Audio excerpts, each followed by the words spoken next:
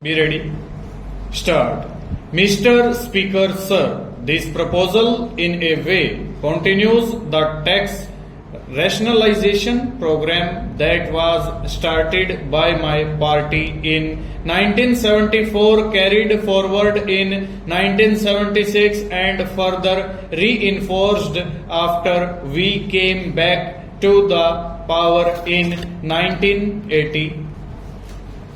The present tax structure has also been brought down to a level which I regard as realistic and entirely appropriate.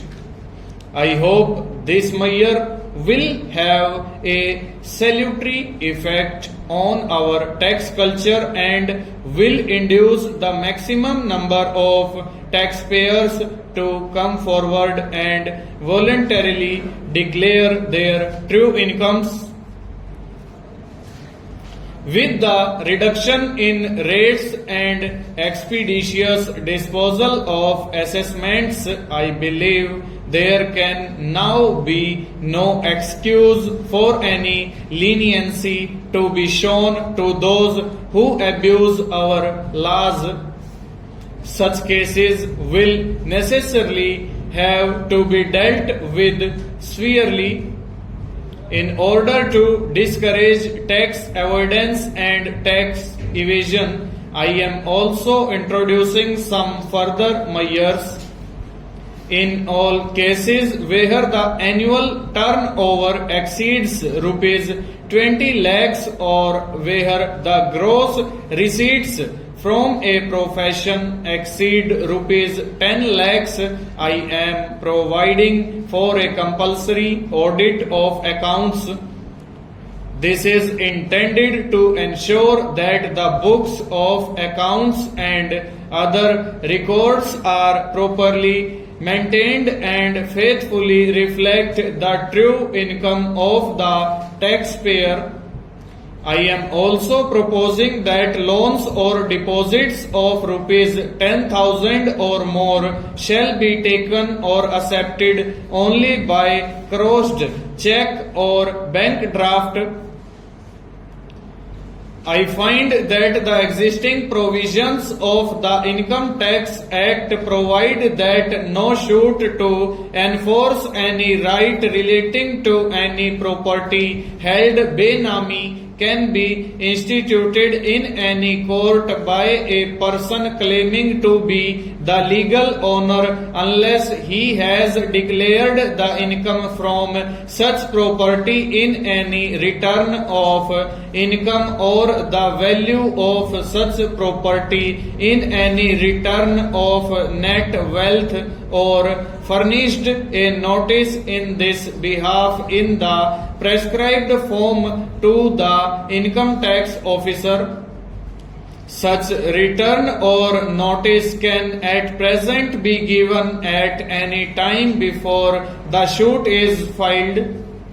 With a view to curbing the practice of benami holding of property, I am proposing that it will henceforth be obligatory in all cases to give notice to the Commissioner of Income Tax in the prescribed form within 1 year of the acquisition of the property. This amendment will enable the department to initiate appropriate action in respect of such benami acquisition of property. Having dealt with the non-corporate sector, I now turn my attention to the corporate sector. The tax rates for this sector are not being changed. I am, however, providing one facility. Last year, while raising the surcharge payable by companies from 2.5% to 5%, I had given companies the option to make deposits of the additional surcharge with the Industrial Development Bank of India. I am now further providing that companies can henceforth exercise this option in respect of the entire amount of the surcharge payable by them. These resources will flow back to the corporate sector and will be available for modernization. In the earlier part of my speech, I have already referred to the decision to reduce the interest rates on loans up to rupees 2 crores being extended by IDBI under the soft loan scheme. Some relaxations are also being provided to those engaged in the business of growing and manufacturing tea. The existing provisions provide exemption from tax only in respect of subsidy received for replantation or replacement of tea bushes. I am extending this tax exemption to cover subsidy received for other approved schemes relating to rejuvenation and consolidation of areas. I hope this measure will further lend support to our scheme for increasing production of tea. My next proposal, I believe, will be welcomed by a large number of people.